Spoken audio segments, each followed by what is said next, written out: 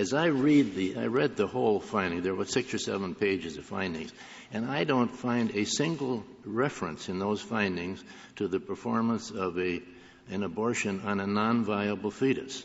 All of the language in the findings seems to be referring to viable fetuses just inches away from becoming persons.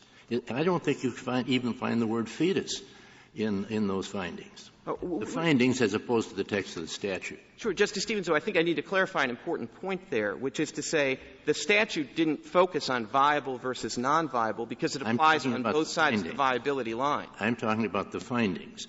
And is there a single word in the findings that refers to a viable fetus? It refers to a non-viable fetus.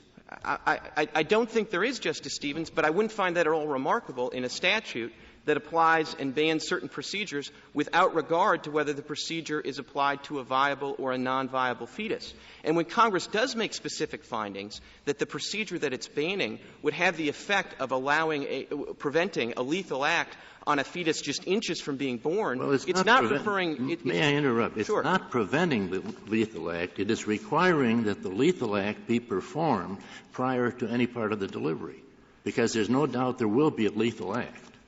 That's very important. I agree with you, The only issue is when it may be performed. Well, the issue is whether... Correct? Yes, but the issue is very important because it's the issue as to whether it's going to be performed in utero or when the child is more than halfway outside of the womb.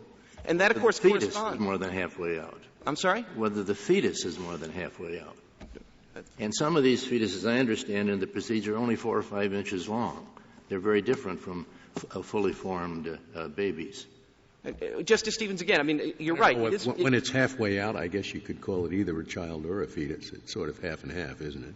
I think you could use either terminology, Justice Scalia. My point is nothing turns on